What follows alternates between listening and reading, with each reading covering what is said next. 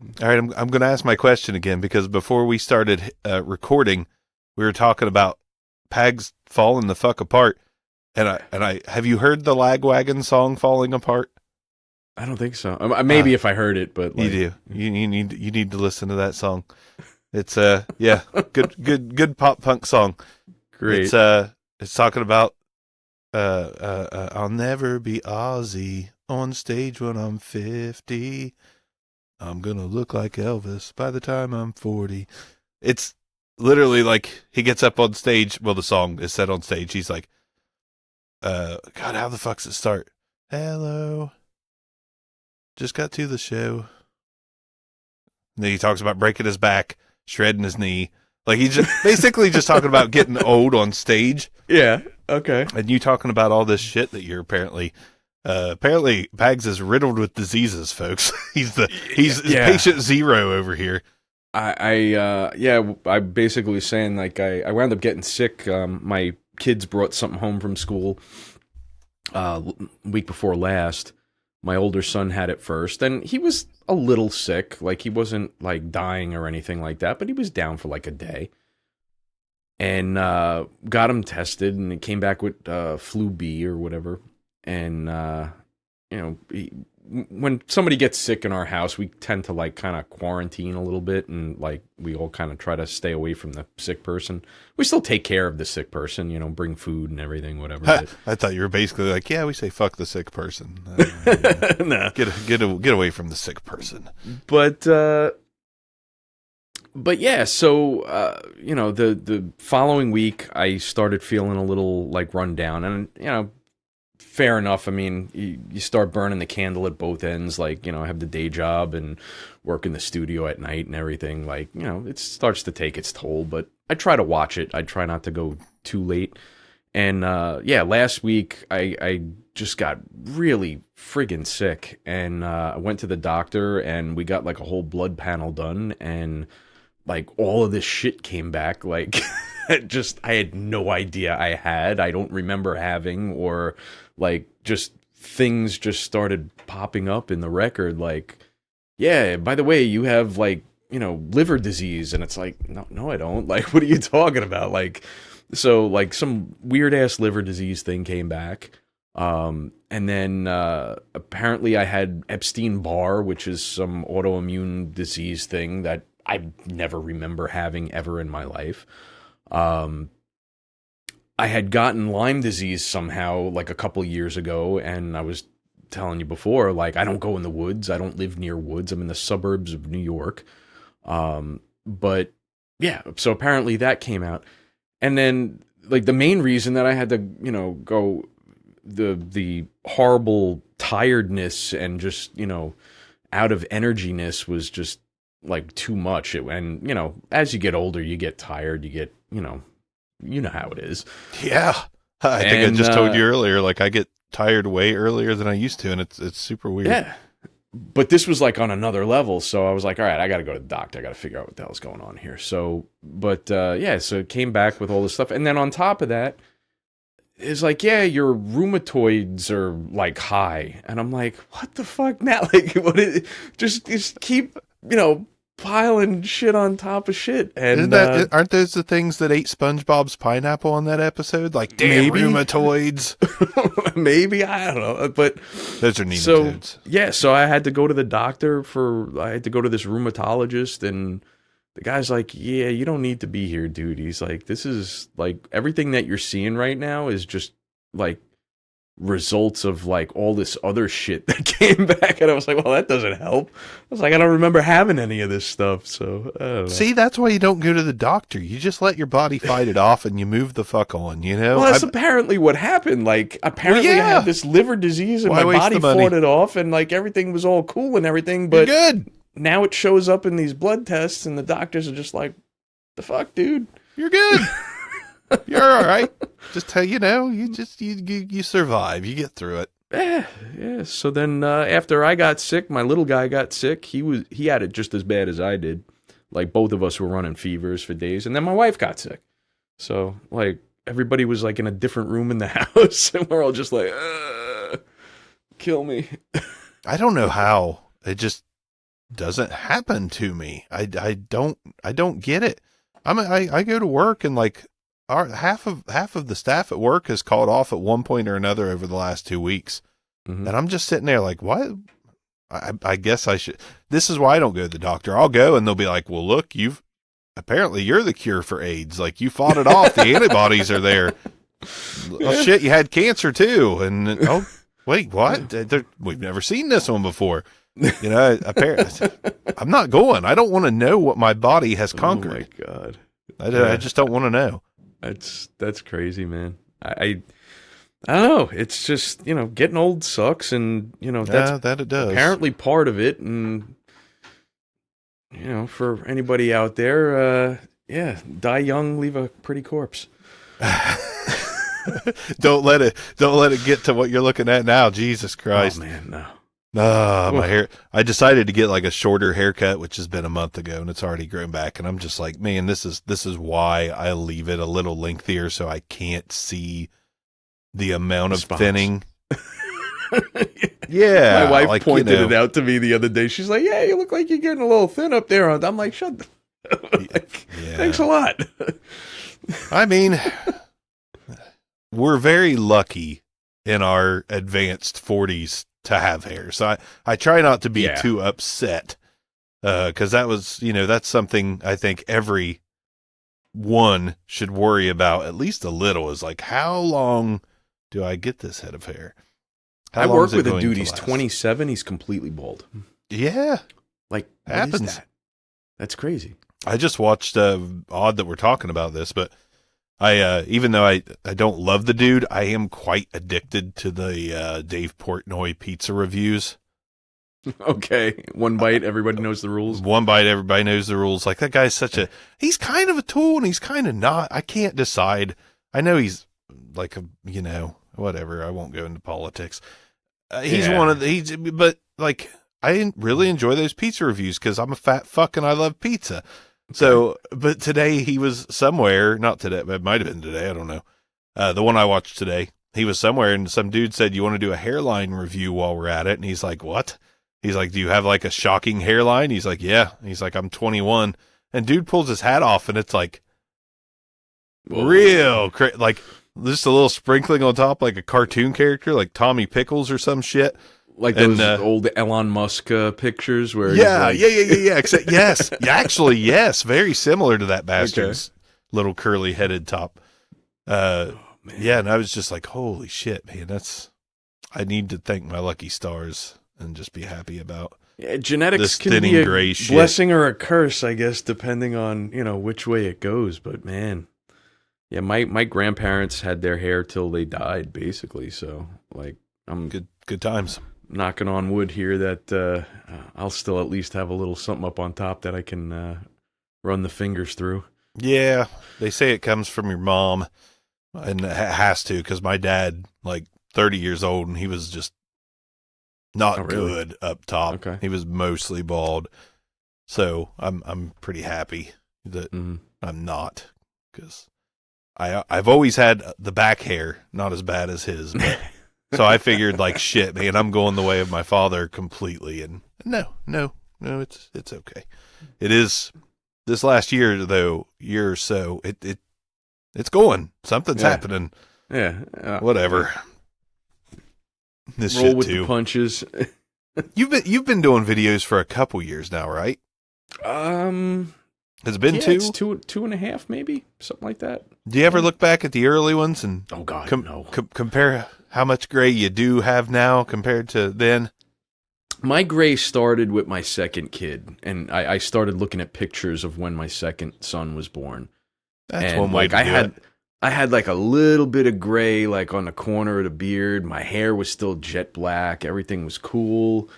And like 6 months after he was born, like just white. Just the beard just all of a sudden started filling in with the gray and the white. Yeah. My hair went from black to salt and pepper to like now, like I got like white things, like the light hits it certain ways. It looks okay. Yeah. But damn, man, like, it does look more metal. It came quick. Yeah. And I used to have really long hair. I don't know if you've ever seen any of those pictures of me, but no, I think the only fun ones I've stumbled upon are, I never sent you the video. Young Cool Pags from that like Metallium dictionary or whatever the fuck I found that one on. Oh my god, yeah, I have no idea how you found that, but Jesus Christ. I look up so much just random music shit. I find myself in some crazy wormholes, and I found that, and where it was a database, I was like, Anthony Paganini, and boom! I was like, sweet, this is amazing. Okay, this I gotta send you this one. It's coming to my Celio. Yeah, I'm gonna. Does that go to your computer also? Yeah, it will. Okay, great. Celio. Whoa. Let's go there. Now I'm noticing myself breathing heavy all the time. It's gonna drive me nuts. Oh shit! I don't even have to click play. Nah. My God, Coheed and Cambria. Dude, my hair was down to my ass. That's great. This is great. That's strange. Yeah, man. Like, that was either late 90s or early 2000s. No, that had to have been early Looks early 2000s from video. Got to be early 2000s, me. Yeah. That's fun. But I'm saving that forever. I wish we could display that on here. That's fantastic. No, see, I never keep that a secret. never got to that point. I always wanted to grow long hair, and I just never did. I could never stand for it because mine's always been. I've got mine used to grow out like sideways. I had like the sideshow Bob thing happening for a while, and then I could see that from that video. It's like, I can't hold myself up anymore, so I'm just gonna go down. I was okay, that works. But I figured that's what would happen with mine too. So you're heading off to a new job soon, I hear, huh? That's boring shit, but yeah. Yeah. Hey, I don't know, man. Like, I sometimes wish that I could. I've been in the same place for 4 years now. What is the place you're in again? I'm in government, like local government. And I started there as like a dude that fixed PCs and crap, and then I took over the website, and then I became like the head of programming, and like. Just kind of spiraled from there. Yeah, it got crazy, and like at one point I had like a whole team of developers and stuff. We were doing during COVID. I was doing a lot of development stuff and that kind of crap, and now I do mapping and data analysis for map kind of stuff within the county. But yeah, I've been there for 24 years. Does it keep you busy, or is it like not a very busy job? It's a hit and miss kind of thing. Like, I'll be nose to the grindstone for months, and then like I'll have a month where there's just like nothing going on. Yeah. So like it can be cool, it cannot be cool, but like it offers me the time off, benefits and all of that kind of stuff that come with a government job. So the way I look at it, it's paying the bills, and the family's covered, and if I need to take off because like one of the kids are sick or something like that, like I just got to call in and be like, hey, I'm not coming in today, and they're like, yeah, all right, whatever, we can't do anything about it. Yeah. So yeah, it's good in that respect, but man, sometimes I wish I could just be like fucking them out, like. Well, yeah, that's every job. I mean, realistically. I mean, how many people have you encountered in life that's just like, oh God, love my job. So glad to burn 40 plus hours there a week. So glad, greatest thing ever. To me, it's just like, if you don't absolutely dread Mondays, you're okay. If you absolutely dread Mondays, I think it's time to do something else. That's fair enough. And not just that, because nobody loves Monday if they are off on the weekends or whatever their schedule is. Like, I don't know. I have had jobs where I'm okay. Like my last job before the one I'm currently at and getting ready to leave. Like, I was okay. I damned the day my friends Carrie and Samantha talked me into leaving one credit union for another because it, it sounded great. Better Grass title, is always greener. better title, more pay. Right. And it was okay for a couple years, but I knew instantly, like, ooh, this is very different. Like, they're still dealing with files and filing cabinets, and like training's really not a thing. Yeah. Had to teach myself a lot of my job. Okay. Like, something's not right here.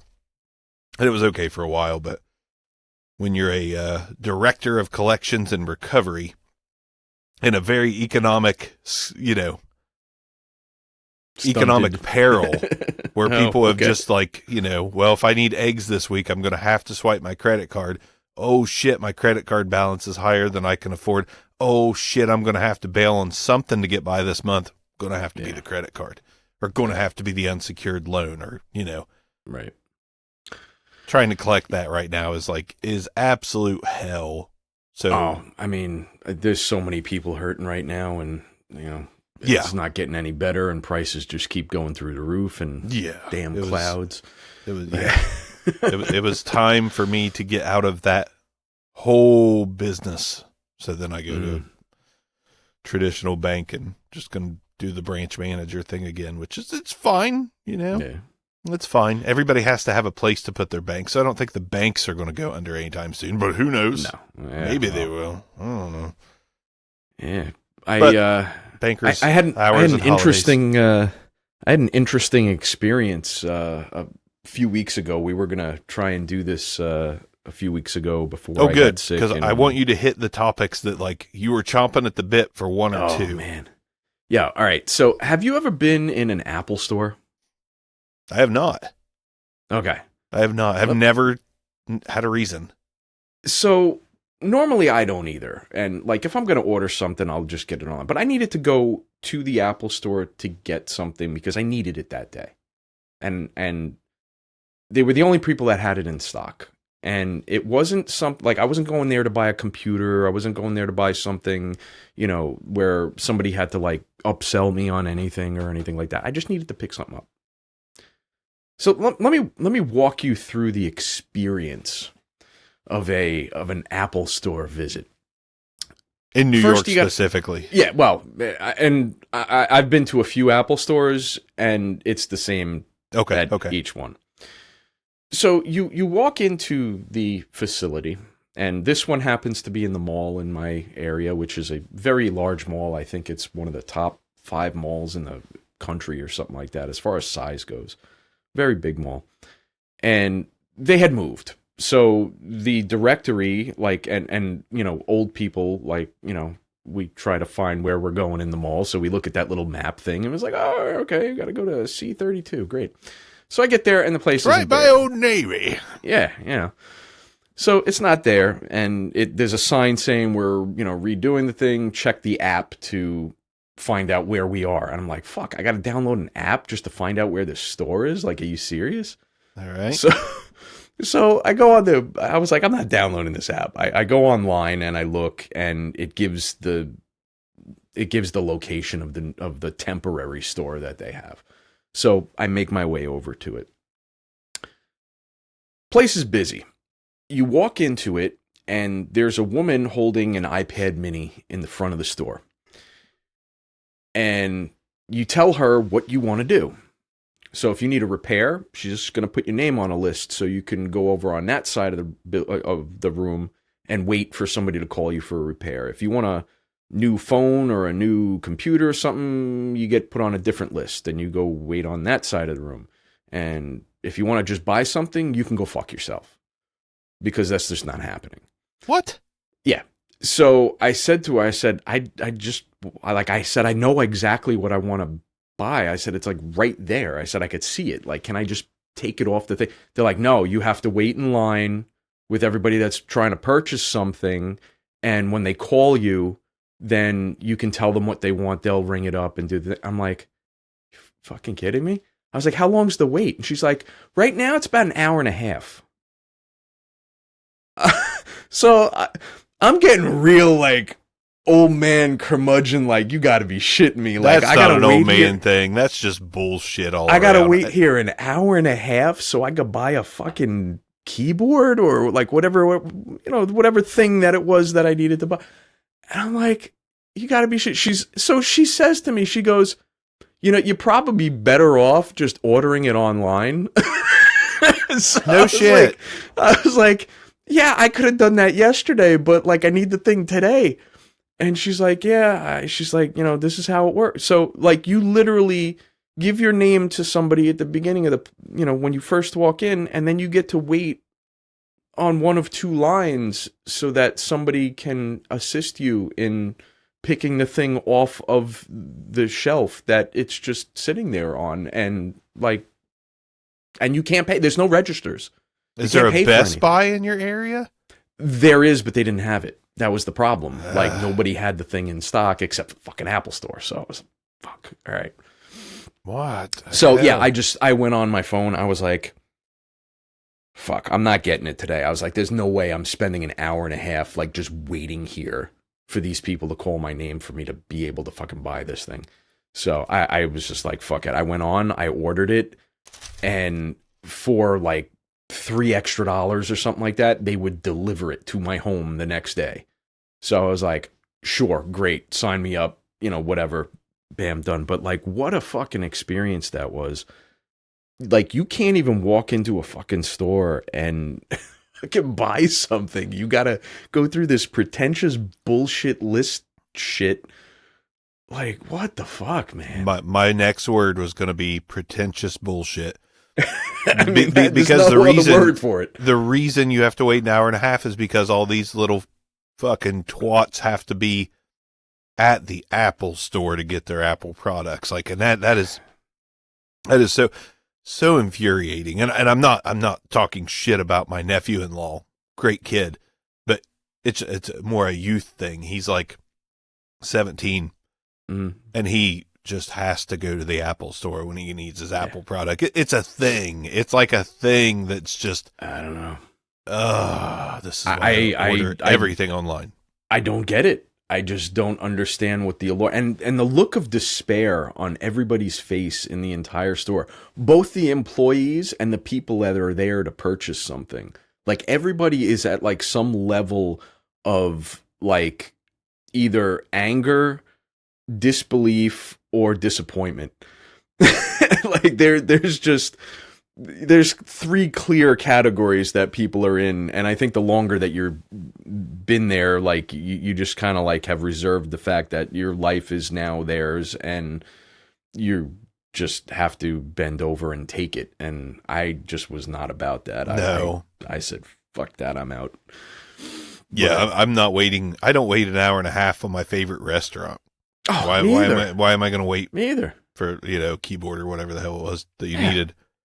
There's nothing. I can't think of anything that I would physically stay and wait for an hour and a half for. No. But besides a concert.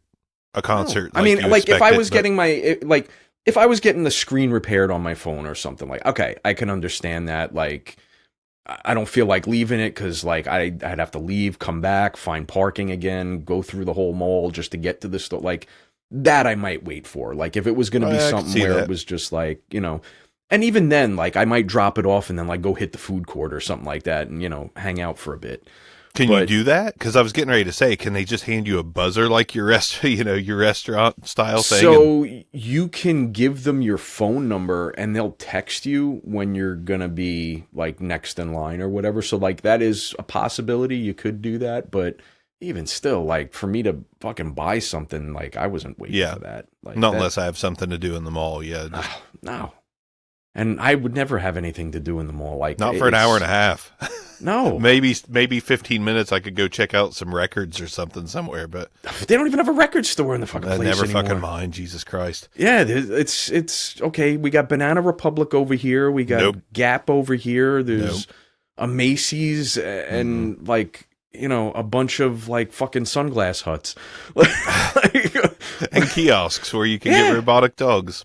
It's basically it. Like, they used to have cool shit. Like, there used to be like a Hot Topic in there, and there was like 2 record stores. Actually, the video that I sent you, the guy that I played with there, we played in the mall, like one of his record release parties, or it wasn't a party, but like he had a record release thing, and he was going to like different music stores in the area, and like Saturday morning in the mall, and we had this like crowd like hanging outside the mall and shit, and it was pretty cool. But yeah, there used to be like a music store in there. They used to have CDs, movies, like all that kind of shit. It was a Sam Goody, I think.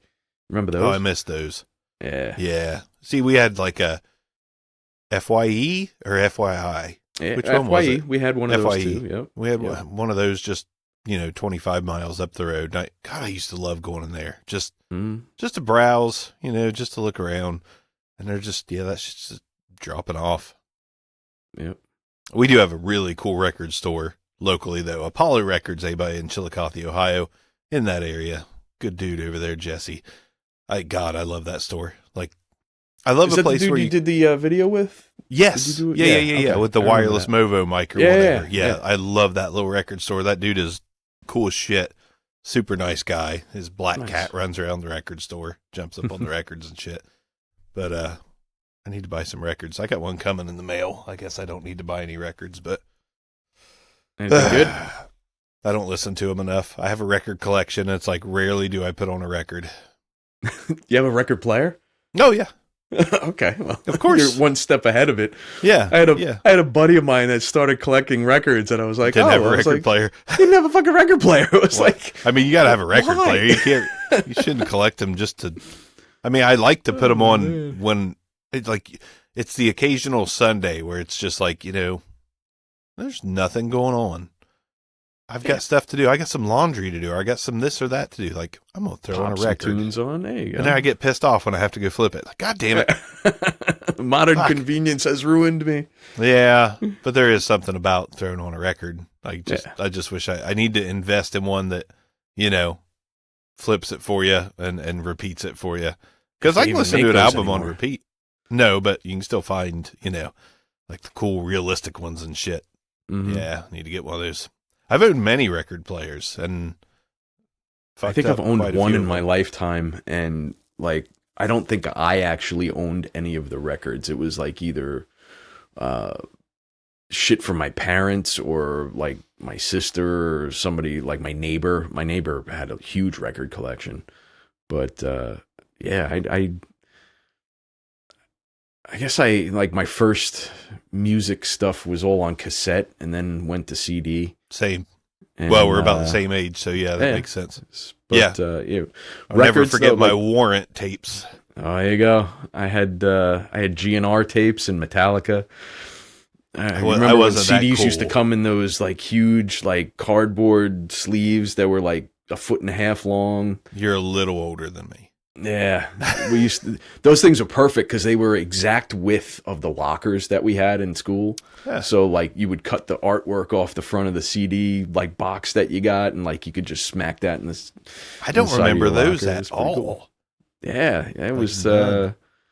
early 90s, I guess. Like they used to come in these huge, like, think of it like if you know the jewel case, like Mhm. picture 3 of those, like one on top of another. Like that's about how tall they were. And they just basically took the artwork and just like stretched it over like the front of like this kind of thing. So like, Huh. and Justice for All, it was like, the big statue with the ropes and everything. And like, it was like a pretty cool thing. And then like inside the box was the CD, and like on the back of it, it had like all the credits and shit and everything. It was, they weren't around for very long. I was about Um, to say, I missed them. Like, Yeah, it was a cool thing when they had it, because again, like at least you got some like box art and shit. Like you could, that's one of the things that people love about vinyl is that you get like this big, cool, colorful, fucking artwork thing. And oh yeah, I something to look at. absolutely adore holding a record up. Just, Mhm. and I loved CDs. I'll never forget the day I came home from being outside all day, and my mother was sitting in her chair with all my CDs in a box, and I was like, "Oh fuck!" What'd and you she do? had been reading all the liner notes, Oh. and she was like, and of all the ones that she picks on me for, she's like, "This is just straight garbage." It was an Everclear CD. My God. It was Sparkle and Fade, because one of the songs was called Heroin Girl, and I thought she was gonna pull up like Deicide or like, you know, Cannibal Corpse or something. no, like that. Everclear. She was super Everclear. pissed off about Everclear. Wow. Poor, that goddamn Art Alexakis, fucking demon that he is. Man, I'm so lucky. I didn't grow up in a, like, there was no religion in my household at all. Oh, there was in mine. And my parents couldn't care less what I was listening to as far as like music. My dad was a musician, but he was pretty strict. But even still, like, he grew up listening to like fucking Hendrix and like stuff like that. So like he had 8 tracks of, you know, Jimi Hendrix and things like that. And every once in a while he would pop one on in the basement. And, you know, music wasn't like a taboo thing for us. So My dad was a musician. He didn't care, but my parents split when I was 3. Mm. My mom cared. That side was religious. My dad, whatever. When I stayed at his house, I could have put on Cannibal Corpse. He'd been like, it's a little heavy for my taste, but I'm just glad you like rock, son. Yeah. He was very Oh, disappointed when I was like 9 years old, and when he asked what I wanted for my birthday, I was like, New Kids on the Block tape. He was very disappointed. Wow. Which- I never went through that phase. Well, I was My young, neighbors you know, I definitely didn't did, discover. but, I listened to that bullshit, and then my Aunt Mindy handed me Dirty, Filthy, Stinking Rich by Warrant, I think it was. Oh, nice. Okay. And she's like, play this. And I listened to that, and I was like, hell yeah. Then I went and bought Cherry Pie on my own. I was like, hell yeah. It is, you know, luckily, thank God, I remember thank God grunge came along. I remember Dr. Feelgood, Motley Crue. I didn't care for them. I wasn't a huge Motley Crue fan, but like at the same time, like that song was just kick ass. It was. And the album just was like, it was like energy. It was like, wow, okay, that's pretty cool. And then Kickstart My Heart is a badass track still. Yeah. That's not even their track, I don't think. You might be right on that. I don't remember. I think that's another band's track, and I don't remember whose it was. They definitely made it their own, but either way, like, Great you know, song. like that kind of stuff, like, you know, Metallica stuff. I like Kill 'Em All, Ride the Lightning, Puppets. Like, it was all good until Injustice for All, and then the wheels started coming off the wagon for me, I guess. Yeah, I never, not, well, I can't say never, but like, it took me a long time to discover Metallica Okay. and stuff like that. I guess not discover, but Master of Puppets, Justice for All, Mhm. none of that. Like, it Wow. started at the Black Album for me, and I wasn't really Wow. into it. Okay. And then, I never even backtracked and got into anything. And then Load and Reload came out, and I actually got into those. Okay. And Yeah, then it took me I- a while to discover that they made better music backwards. And I still like Load and Reload, but yeah, they definitely made better music than that. But Yeah, when the Black Album came out is when my sister's boyfriend at the time dropped the hell was it? Rust in Peace on me. oh, And that was Rust the in end Peace of is so much better than the Black Album. that was the end of music for me as it went there. I went out like the next weekend and bought like the entire back catalog of Megadeth. I was hooked. See, that's the thing too. It took me way too long to get into Megadeth. We're talking within the past 5 years. Oh wow. Okay. Yeah, I just didn't like at the point I was at in music. I was a punk kid first and foremost. Mm. Like, you know, I listened to Warrant and I got into grunge, but as soon as I heard Pennywise, that was Okay. the end of all other types of rock for me. So it was Pennywise and NoFX, and then backtracking to Dead Kennedys, and Wow, like okay. that took over completely. And at that time, it's like Cryptic Writings was out by Megadeth, and I was like, okay. I don't fucking like this. Yeah. And I've since come to think it's fine. I like that album actually. Yeah, it's fine. It's solid. Weirdly enough. But, you know, it wasn't until I did a podcast with my buddy Brian where we went through, the Stuck in My Generation thing, and we went through discographies. Like, he's like, you ever listen to Megadeth? I was like, nah, I remember them, like the whole Cryptic Writings thing. I was like, it was okay. I was like, I never really got into them. And that's why I love doing that fucking podcast. We did the Megadeth discography. I was like, why the fuck didn't I give this a chance? Yeah. But I did the same thing with the Beastie Boys. I didn't get into them till that podcast. And I was like, what the fuck was wrong with me? Yeah. I was so focused on punk and hardcore, and that's funny. I didn't listen to any. There's so much good shit I missed out on. But it's kind of cool because, well, I didn't even fucking like the Beatles till I did that podcast. Wow. Because I just thought they were like, I want to hold your hand. I was like, no. And meanwhile, they're out there like, you know, making cool, trippy tracks about drugs and shit. I'm like, why the fuck didn't I listen to this? I felt like that with like Pink Floyd and shit because I never. See, I did like Pink Floyd. I never got into them until like recently, and then like one night I was just like, fuck it, let me put on Dark Side of the Moon, and I just like I zonked out to Dark Side of the Moon one night, and I was just like, wow, this just got hits you something different to sometimes. it. Yeah. Oh yeah, absolutely. And you know, just some of the other The Wall, you know, I listened to that after, and I knew some of the songs off of it because like through being in bands and shit, like I did cover bands and things, so like there were songs that I had to learn and everything, but it was never like, oh, you know, I want to go listen to this band. It was like, oh, I got to learn this song and let me, you know, get this under my fingers or whatever. But man, yeah, it's crazy how, you know, you have these preconceived notions of that's how it. shit is. And Yeah. and then your eyes open up and it's just like, oh, there's another world out there. Well, I liked Pink Floyd growing up. I don't know how I got into them and not some of the other bands we mentioned, but oddly enough, I don't know of anyone else personally whose favorite Pink Floyd album is metal, but mine is metal. What about like the Doors or anything like that? I fucking hate the Doors. Okay. I cannot stand the Doors. I hate that. I hate the Doors so much, except I do have the opinion that,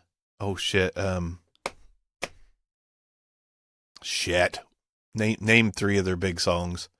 Oh, People Are Strange. I think that's like a top 100 all-time song for me. Okay. Even though I hate the Doors, I think that song is genius. And I think it's the only time I've ever liked Jim Morrison's voice at all. Like, just can't get into him. We did the Doors on that podcast, and that's when I decided, like, I fucking hate the Doors. Just don't like them at all. What about the Eagles? I like the Eagles. All right, Stones. Yeah, that's good. Oh, I love the Stones. And again, that podcast didn't go through the Stones discography, just had a few songs that I liked. Right. You know, but that going through that discography, like I was like, Exile on Main Street, that's my shit right there. That's you know. Oh, that podcast was great for stuff like that. And then there was some stuff that like I thought I liked bands, and then I did that and listened to their whole discography. I'm like, yeah, not that good. Like one or two albums are okay, and the other 8 are just trash. Wow. Okay. So you kind of went both ways on that one then. Yeah. Yeah. Man. And it would kind of feel just horribly hateful at times. I can't, God, there were some bands that like, I'd go through 10 albums and not like anything. Yeah. Yeah. I've been there. In fact, like, it's funny, like going out on the road and meeting some of these bands and shit like that definitely turned my ear towards certain things. Like I was never a Motorhead fan. Like I'm not either, but I appreciate some of their stuff. Yeah. And like, you know, I got to play with Motorhead in like Czech Republic or some shit like that. Like we were on the same stage together at some big festival, and we got to stay on stage while they like did their set, and like it kind of clicked for me at that point. Like I knew why everybody was like into it, and I was like, oh, okay, like, you know, that's cool. And then like to be able to like, you know, see the guys in the band and like, yo, hey, what's up, you know, kind of like saying hi as they passed and shit, it like kind of puts it in a different perspective. And then I could see that because the more that time goes by and I hear Motorhead, it clicks a little more. Mm-hmm. I've never listened to all their stuff though. Maybe if I did, that would do something. Yeah, it's a real, like, it. I almost put them as like a grunge before grunge almost, because they were just a real dirty rock kind of. Yeah. Like they weren't quite metal, but they weren't quite rock. Like it was like just a real nasty, dirty thing. Yeah. And but yeah, man, Lemmy was something live, man. That was I would imagine. that was a wild show. And then Morbid Angel went on after Motorhead. Oh, all right. Morbid Angel right after, yeah. Yeah, that was an interesting day. See, not many people can say they, got to experience stuff like that. So that's definitely cool. Yeah. Especially Yeah. with him being gone. Yeah, it wasn't long after that that he did pass. I mean, he was sick for a long time. In fact, there's a place in California that we used to go to anytime we went out there called the Rainbow. It's like it's a restaurant. They have like Italian food there, but not quite. Like, I guess it's an Italian restaurant, but I don't know. It's just weird. But like everybody who's anybody like hangs out there. Like Slash has his own booth, like in the corner of the place and everything. But Lemmy lived next door to the place. And if you were sitting outside, like on this like patio area, if you looked up, like you were looking into Lemmy's apartment, basically. And when he got really sick, the owner of the restaurant, like there was some arcade game that he loved playing because like he was there like every day. The owner of the restaurant like basically had one of the guys like wheel the arcade game up to Lemmy's apartment. So he didn't have to come down and, deal with people and shit. And he got to play his game. And, it's pretty wild shit, man. It's Definitely sounds pretty cool. Yeah. I had to know what band I thought I liked, and then that podcast ruined, and that band is Dire Straits. Oh, my God. I was never a big fan of them, but, like, it's the same thing. Like, there's always those songs like Money for Nothing and what is it? Shit. I can hear the song in my head. And in fact, I remember can too. And it's in my top 100 of all time, I'm sure. Yeah, Sultan's Swing. Yeah. One of the best fucking songs of all time, in my opinion. And listening to that band was absolutely terrible. Yeah. Terrible. Oh, I was like, Jesus, they have 2 good songs. Yeah. Like, there's like 46 albums, and yeah, we got 2 songs that we can recognize. Like, this is death. This is death. Listening to this, man. So, anything else new going on? Any? Jesus, at our age, what could be new? I'm trying. I mean, really, like you said that, and I'm like, Jesus Christ, I'm pathetic. Wow. Because my answer is instantly, and I know for sure it's no. Wow. Nothing. Man. When switching jobs is the most exciting thing you got going on, that's kind of it's not good. Yeah. So you want story time? Let's go, because I got nothing. I got nothing. You're gonna have to entertain on this one. Okay, so this is going to be a disturbing story. Parental shit. Last time you had a disturbing story. No, this one I think this is one of the most disturbing stories I think I've had ever. Well, but like in a different way. This is a gross, disturbing story. You go at it. I'm gonna mute, eat a chocolate no bake, and drink a rip off Guinness. Nice. It was St. Patty's Day, so So I'm gonna change some names here to protect the guilty, because one of those. When you hear the absolute ludicrousness of this story, you're just gonna be like, "There's just no way that fucking happened." Like it's impossible. Yeah. So we were in Denmark, and we're in Copenhagen, and we were on tour with Sepultura. And we get to this building that the show is going to be played at, and the booking agent or whatever the hell the person was at the time, like we got there first because Sepultura actually wound up getting pulled over by the police on the way to the show, and their bus got searched and everything. It was a bad situation. But we wound up getting there like hours before them.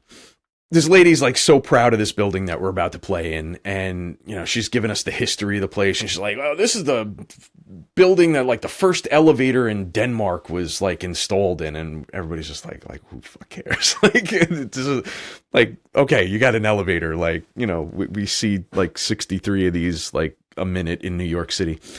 So she goes through this whole rigmarole of like, you know, the history of the building and everything. And we had to, you know, get our crap loaded. And in a lot of these older buildings, like a lot of times you gotta like load all your equipment like upstairs and stuff. And some of the better places, they'll have like union hands and stuff. So like they'll come down to the bus, they'll like pick the stuff up, they'll, you know, hump it up the stairs and get everything set up and everything. So luckily this was one of those places where it was just like, all right, we gave the stuff to the person, they brought it in, and, you know, we were good. And we had a bunch of time to kill. So I decided, like, all right, I'm never going to be in fucking Copenhagen again in my life that I know of. So I'm just going to go tour around the, you know, city. I'm, you know, check place out, maybe grab something to eat or whatever, and, you know, just see what's around. So I do. It's terribly boring. Got back to the place, and I see my drummer on the back step. So, like, picture like this 2.5-story, like, white marble looking building that looks like it belongs in antiquity. And there's like this scaffolding of like steps that go up to the stage door that's like on the second floor of this, you know, this place. And my drummer is sitting up there, and there's these two girls that are also sitting on this stairs / scaffolding thing that go up there. And so I go walking up, and I'm like, hey, you know, like, what's going on? And my drummer looks at me, and he looks pale. Like, he looked like he'd just seen a ghost or some shit like that. It was just like a really weird situation. I'm like, everything all right? And he goes, yeah. He goes, you're not gonna believe this shit. I said, what? He goes, okay, just have a seat. So I'm like, oh shit, like, this has got to be good. And this is a guy, like, he doesn't mince words. Like, he's just like, he's not one to make a big deal out of something that's not a big deal. So he goes, no, you need to sit down for this one. I was like, okay. He goes, I sat down here, and, you know, I met these two, whatever the names of the women were. And she asked me, she's like, oh, and again, here I have to change names and everything. She's like, oh, you guys are from New York. And he's like, yeah, we're from New York. She's like, oh, do you know Jim? And he's like, just Jim? Yeah, it was a first name. Like, you know, just. Yeah, sure, we know Jim. Right.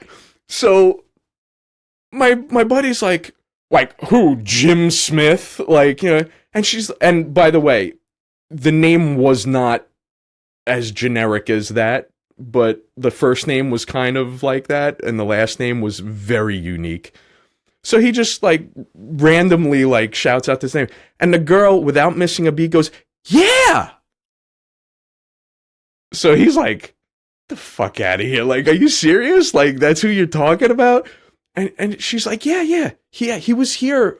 He was here a couple weeks ago with, like, some other band. I had no idea. Like, I knew this dude. I had no idea that he was on the road or anything, that he was like a tech or something for some band or whatever. But it's this fucking guy. Like, and here's where shit gets weird. And she's like, do you speak to him? And my drummer's like, well, not really. He's like, you know, he used to do sound and stuff at a club, like, you know, by our house and, you know, in New York and blah, blah, blah. And she looks at him. She's like, yeah, you might want to stay away from him. So my drummer's like, what do you mean? She goes, he's been sending very interesting text messages to us lately. And he's like, come on, like, there's no way this is happening right now. So she pulls up her phone and she shows a picture of Bob, whatever his name was, you know. And he's like, holy shit, yeah, that's him. Like, holy, like, this is the weirdest fucking thing. And she goes, yeah, but look at this. And then the next picture is him with no pants on. And then the next picture is of him manipulating himself. You're going to have to be a little more specific. He was handling okay. merchandise. Manipulating. I don't know if I've heard that, Well, all right. So that was the next picture. The next picture is him. Wait, at what point? Wait. Go ahead. So Because I know this is too. So no. You guys are willingly, not that it's a huge deal, but you guys are willingly like, oh yeah, swipe right. Oh no, she's going through this, and we're kind of dying. Are you both like, sitting like this, like, yes?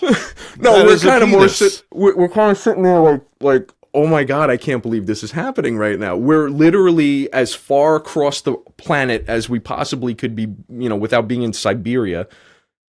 And these two random girls asked about a single first name. My drummer throws out a last name just completely randomly of somebody that he knew that had that, that had first name. Turns out to be the same guy. And now we're looking at pictures of this guy handling his junk. Right. So the next picture after him doing his stuff is him completing the act of handling himself. Right. And then the last picture is him ingesting the completion of said act. To which both of us almost throw up on the spot. Okay? And these girls are just sitting there like, you see, like, this is what your friend is sending. And we're like, whoa, this is not our friend. This is a guy that we knew. Whatever. See, I'd have been the guy that'd be like, yeah, I taught him that. I taught him that one. So what does my drummer do? He gets on his phone, looks him up, sends him a text message. Hey, buddy, how you doing? Maria and Slavlia, whatever the hell her name was. Yeah, we met up with a couple of friends of yours in Copenhagen. A few hours goes by and we get a response. Oh yeah, those girls are a lot of fun. It took everything in our power not to just be like, yeah, we saw your pictures, dude. Like, it was like, but like, we know you like mayonnaise now. But like, first of all, like, just the fact that you're literally like 6,000 miles away from home. Somebody just randomly pulls that. Yeah. Like, I've never seen any kind of coincidental shit like that ever happen. That's pretty nuts. Like, and bad choice of words there. True. But yeah, how nasty is that? Like, how would you have reacted to that? Like, what would your you would have been like, yeah, I taught him that? Like, really? I'd have been a jokester. I would have been a jokester about it for sure. But yeah, I don't know. I know people were into that and all, but just the fact that you're randomly, a world away from this dude and you're seeing that's pretty crazy. The closest I've ever came to like even half of that scenario was one time I was in Vegas and ran into my ex-girlfriend who also lives here. Okay. And I was like, oh, hey, we're both in Vegas. That's weird. Like, just on the street. Ran right into her. And I thought that was odd and coincidental. But, yeah, seeing Jim, making Polishing sure he's got plenty of ranch to eat is a little different. Oh, man. But, yeah, wow. So that's, yeah. That was one that I don't think... I don't think anything could ever match that as far as, running into some kind of weird ass coincidence or anything like that. And I've had the same kind of thing happen as you. Like, you're in some random place and you bump into somebody and you're like, fuck you doing here? Like, thousands of miles away from home. A 32-hour drive away. Yeah, no, ran it. And that wasn't the only person I ran into in Vegas that week. I ran into one more person. And Carrot Top bumped into me on the street. Knocked me over. He's fucking massive. Oh, yeah. That dude's jacked. He is. But yeah, that's insane. That's the kind of thing that makes you question, like, is it a simulation? Because that's just too fucking random. You know? Oh, absolutely. Way too random. But at the same time, when you're playing music, I mean, your chances do. It's not quite the lottery at that point. If you're touring and this guy also is like a touring tech or whatever, it's still 1 in a million for sure. Yeah, and we didn't even know he was a tech or anything. We knew him as like the sound guy at our local like dive bar that bands played. Yeah. Like he wasn't even like, you know, we didn't know that he was like on the road or anything like that, but like that's pretty wild. When he threw the name out there and she was just like, "Yeah. Get the fuck out of here." Like, no, that's not happening. And then the pictures and that just ruined the rest of the. She was bold just to show him, like, here's what your buddy does. Like, and meanwhile, she's like trying to pick us up. Like, it was weird. Like, it's like, you don't expect me to do that later, right? Yeah. Well, I mean, knowing this dude, and if he had any contact with these two, that was a non-starter right there. Yeah. Wow. But that's pretty gross. Yeah, it is. I mean, I've seen stuff like that, you know.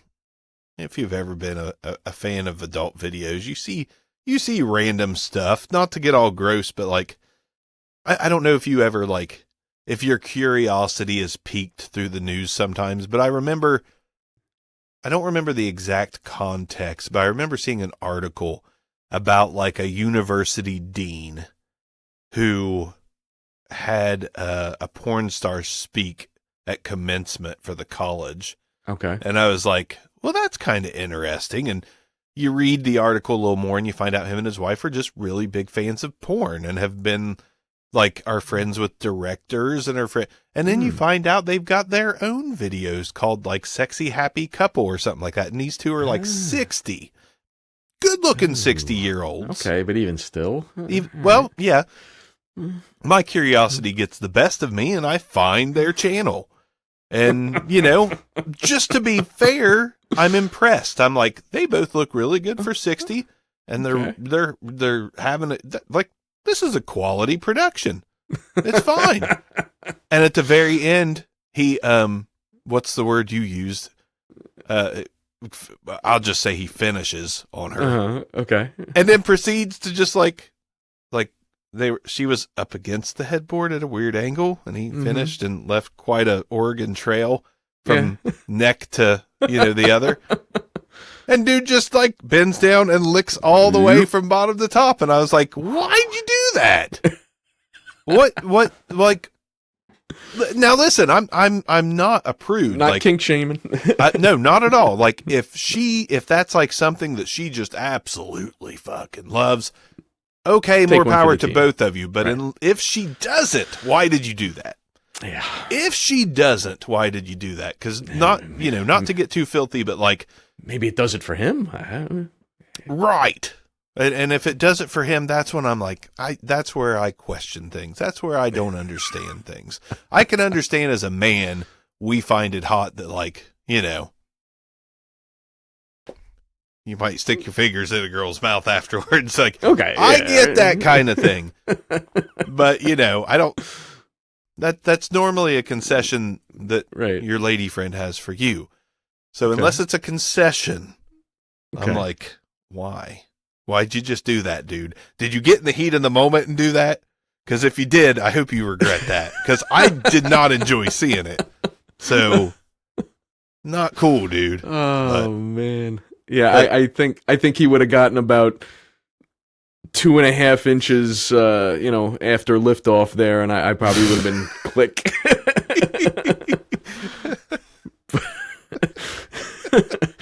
Oh, yuck. Shit. Oh, man. Yeah, definitely not kink shaming. I just won't ever understand that. That's not one. Yeah. I'll tell you a quick story since we're being fucking here we gross. go. All right. Since we're being gross. I had this buddy, and we'll probably, you know, end on this note shortly because I'm fucking old. Yeah. I don't know where I'm going to post this one at this point. I don't know where the fuck this. I don't know where this podcast is going to reside at this moment. Maybe OnlyFans. I'm not sure. So I had this buddy, and I will use NC-17 rating. the NC-17 for sure. Fucking snuff film. This is 8mm. I had this buddy named Dan, and he was like, you know, I had this core crew that I grew up with of three of us, and there was Chad, who was this redneck that looked half Asian, but he's not half Asian at all. Super redneck. And then my buddy Dan, who was very GQ, real nice hair, always dressed nice. And there was me, the punker. We kind of look like something straight out of SLC Punk. Like my buddy Dan was Jason Segel from that movie with the polo button up, and just a motley crew of different individuals that very should much have had no contact with each other at all. But yes, did. But we all got along fucking great, and we loved Right. to party together, and we had sick senses of, you know, our sense of humor was fucking sick and everything else. But Dan, the GQ looking guy, every girl thought he was handsome, but no one ever fucking touched him, because dude was a virgin until he's like 21, I think. Okay. He was just fucking out there. He was a defected Jehovah's Witness for one. And Okay. he was just out there. His mom was German. His dad was redneck. He met her while he was in the service. So Okay. I would go over to Dan's house. She'd be like, Jeremy, would you like a Miller Lite, Jeremy? And I'm like, yeah, sure. You know, we were like 19, 20 or whatever. Yeah. Yeah. Her name was Birgit. I am Birgit. Yeah. That's a name. Super nice fucking woman. She was a free sample person at our local Walmart. Ah, okay. But anyways, Dan, who is mother's German, dad is redneck, Jehovah's Witness defect. He was just crazy, man. Like, we would go to parties. He liked to push people's buttons. So we would go to these parties, and in our area, it's a redneck party almost 9 times out of 10. Like, we live in Southern Ohio, which is just Kentucky's just a hop skip down the road. Right. And we'd go to these redneck parties, and like, my buddy Dan would get trashed, and he'd start telling everybody, like, I know you want to fuck me. I know you want to like talk to all the guys, like, just to get a rise out of him. He's like, what, you don't like gay people? Like, fucking love dicks. You know, he would just do that shit to see how far he could push. He would almost so get get the asses reaction, kicked. you know, yeah. Yeah. He would almost get our asses kicked everywhere we went, because he did not know when to stop fucking with people. I think everybody has that friend at Yeah. some point in their life that they know that is that button pusher, that guy that just takes it Way right too over far. the edge. Yeah. Yeah. Yeah. But he also had no shame, and he had no secrets, and he just didn't fucking boy. care. And we're getting ready to go to a college party this time, and we're all meeting at my buddy Chad's house, and me and Chad are there. We're getting a head start, having some Bud Light, and Dan shows up, and one of his eyes are completely fucking red. Looks like he just got punched, little bit swollen, blood red, zombie apocalypse looking shit. Okay. And me and Chad are like, Jesus Christ, like, dude, what the fuck happened to What your happened? eye? And my buddy Dan had this thing where, like, anytime he was going to say something funny, he'd start laughing like a hyena, because he was a little bit crazy. So he'd be like, Okay. and he'd be punching his knee.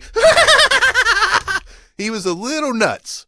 For more context, we got our asses kicked at a county fair once, and he was getting kicked in the ribs from both sides and was laughing like that. Oh my The God. whole time they were kicking the shit out of him, and smiling when he got up bloody and bruised, and said, that's what getting your asses that's what getting your ass kicked is like? Like, that was fucking nothing. He's like, let's do it again. I'm like, no, I don't want to get my ass kicked again. Dude was fucking crazy. What? Fucking nuts, dude. Well, he shows up with this fucking zombie looking eye, and he starts and punching his knee, and like, Dan, just shut the fuck up and tell us why the fuck your eye looks like that. He's like, so I was jacking off, right? So I'm laying in bed, I'm just jacking off. He's like, world record. He's like, shot it right in my fucking eye. Proud as can be. His eye, fuck if I know. But this was Dan. This was like the What? kind of weekly shit that you ran into. Oh, Like- no. As a defunct Jehovah's Witnesses, one of his favorite things to do on the weekend was get trashed. And him and his other buddy, Ben, who was also a former Jehovah's Witness, they would go throw bricks through church windows. Oh. Oh yeah, he was fucked up, dude. Damn. He was super fucked up. Like he was shot himself in the eye. Shot himself in the eye. Full load. Like literally said he had to like it was when he opened his eye, he said it was like looking through his white stained glass window. That was his description. Oh my god. And his eye was red and it was fucking red for weeks. Like it was not good. So and he didn't care. We paraded around with him with that red eye for like 2 weeks. I hope somebody was, hey, no, I got into a fight. You should see the other guy. Like, no, that's the problem. You go to a college party, and that's why he couldn't get laid, because when someone asked him about it, he'd fucking tell him. I came in my eye. He'd just tell him. It was me and my wife talk about him all the time, because like she was part of our group. Yeah. Like when me and her weren't dating, we were always still friends, and we all hung out together, along with her sister and this other dude named Brian Sperry, who is a little San Francisco punk that I used to hang out with. Oh, man. Yeah, he was just So since we were talking about weird things that guys do with their finished product, my buddy Dan took one in the eye from himself and just thought it was the funniest shit ever. Yeah, shots fired. Man down. Man. Oh yeah. Yeah. Oof. I've got a million. This has been a talk. Yeah. You got me started. Next time I'll have to tell you about the time we visited a brothel, which was me, Chad, and Dan in Vegas. Okay. I got kicked out of a strip club in Vegas. We got kicked out of the brothel. Nice. Yeah. Good times. Yeah. I definitely have to hear about how you got kicked out of a strip club. I've not been kicked out of one of those. It's not a great story, but the problem with the story is it wasn't a strip club that was like on the strip. Like it was one of the ones that was like, about a half a mile back or whatever. And, somewhere by an In-N-Out burger, about 3 miles off the strip. This was like legit nothing around. Like the only thing that was around was fucking cactuses and rocks. Like you could see the city. Like, the city was like only about a half mile away or something like that. Like you could see it. You could walk to it if it wasn't July and fucking 137 degrees. Yeah. And it was during the day. And we got kicked. I got kicked out. Just you, huh? Well, I got kicked out and everybody had to go with me. Because the bouncer was just like, yeah, you and your entire group, which we were the only people in the fucking place. Yeah, during the middle of the day outside of Vegas, I could see that. We were the only people at the brothel. Yeah, you and your group. Because we went at 4 a.m. Oh. They don't have their A game running at 4 a.m. Oh, no. The Madame Butterflies had to wake them up, and they all came out in a sleepy-eyed line of Jezebels. Oh man, that sounds like a good one for next time. Yeah, the story's halfway over from there. But my buddy Dan, he ended up just drinking with a cowboy. There was a bar built onto the side of it. It was a pretty cool experience. One of those things story for the rest of my life kind of things.